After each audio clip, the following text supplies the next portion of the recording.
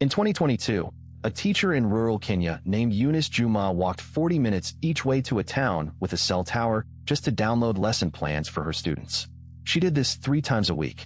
Then, in March 2023, a white dish roughly the size of a pizza box arrived at her school, pointed itself at the sky, and inside of 12 minutes gave her classroom faster internet than most American offices had in 2010. The world had not changed for her village in a generation. Then a satellite company run by the world's richest man changed it in 12 minutes.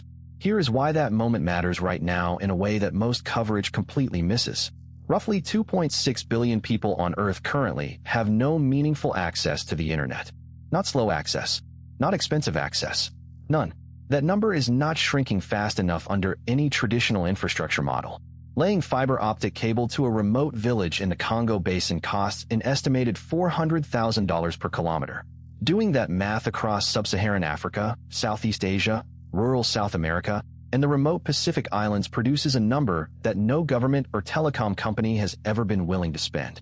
The consequence is not just inconvenience.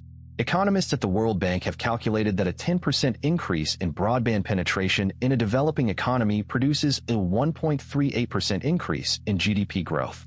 For a country like Ethiopia, with a population of 130 million people, that gap in connectivity represents tens of billions of dollars in lost economic output every single year. The digital divide is not a metaphor. It is a measurable, compounding economic catastrophe playing out in slow motion across 2 continents. To understand how we got here, you need to understand why the problem existed for so long in the first place. The internet was physically built for dense populations.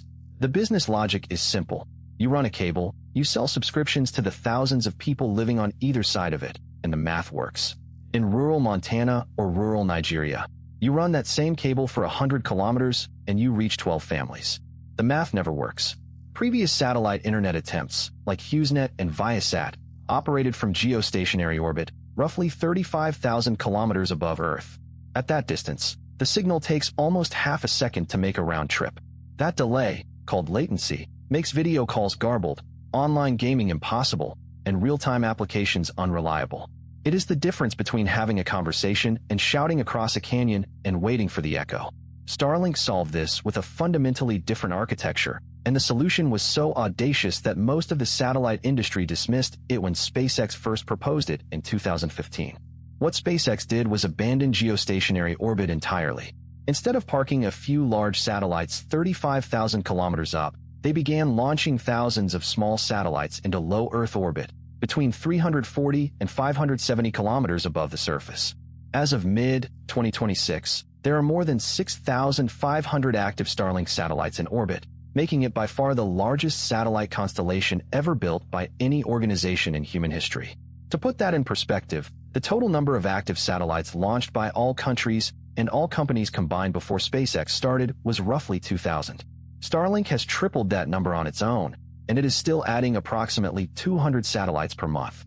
Because these satellites are so close to Earth, latency drops from 600 milliseconds on legacy satellite systems to between 20 and 40 milliseconds on Starlink, which is comparable to a standard home broadband connection in Chicago or London.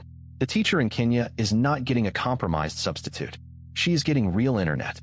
Here is the revelation that most people do not see coming.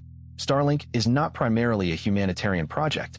It is a cash-generating utility being built to fund Mars colonization, and that commercial logic is accidentally creating the most aggressive connectivity rollout in history. SpaceX needs Starlink to be profitable because Elon Musk has publicly stated that Starlink revenue is the primary funding mechanism for the Starship program. By late 2025, Starlink had surpassed 4 million subscribers globally. At an average revenue of around $120 per month per subscriber, that is approximately $5.8 billion in annualized revenue from an asset that costs a fraction of traditional telecom infrastructure to operate. Here is what overturns the usual assumption. The growth is not coming from wealthy Western markets where competition is fierce. It is coming from places like Brazil, the Philippines, Nigeria, and Indonesia, where Starlink has no terrestrial competitor at all. In those markets, SpaceX is not disrupting an existing industry. It is the industry. And because it has almost no marginal cost for adding a new subscriber in an already covered region, every new customer in rural Zambia is nearly pure profit. The physics of how this actually works is worth understanding because it changes how you think about what a satellite network even is. Each Starlink satellite weighs about 300 kilograms and carries a phased array antenna that can steer beams electronically without any moving parts. When you point your Starlink dish at the sky, it is not locked onto one satellite. It is constantly handing off your connection between whichever satellites are currently passing overhead, sometimes switching between satellites every few minutes, invisibly and automatically. Think of it like your phone connecting to a new cell tower every few blocks as you drive, except the towers are moving at 27,000 kilometers per hour. The satellites in the constellation are also connected to each other using laser inter-satellite links, which means the signal can route across space rather than bouncing back down to a ground station on every hop. That laser mesh is what allows Starlink to serve the middle of the Pacific Ocean with no ground infrastructure anywhere nearby. The dish itself costs SpaceX approximately $1,500 to manufacture, but is sold for around $599, meaning the company is subsidizing every hardware unit in order to capture the subscription revenue over time. The complications are real, and they deserve serious attention. Astronomers have been sounding alarms about Starlink's impact on the night sky since 2020, and the data is not reassuring. A 2023 study in Nature Astronomy found that the brightness of the night sky had increased by 10% globally due to satellite megaconstellations, with the worst effects at latitudes where telescopes like the Vera Rubin Observatory in Chile operate. SpaceX has added darkening coatings to newer satellites and adjusted orbital orientations, but researchers say these measures are insufficient.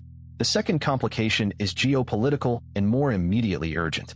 In 2022, SpaceX provided Starlink terminals to Ukraine for military communications, and then in 2023, Elon Musk personally intervened to restrict coverage near Crimea during a Ukrainian drone operation, effectively making a unilateral military decision that affected a sovereign nation's wartime capabilities. That incident revealed something that no one had fully anticipated. A private company now controls communications infrastructure so critical that it can influence the outcome of a war, with no treaty, no international body, and no oversight mechanism governing its decisions. Here is what this means for you directly, regardless of where you live. If you work in telecommunications, media, or international development, the Starlink model is already rewriting your industry's assumptions about who can be reached and at what cost. Companies that have spent years arguing that rural markets are unserved because they are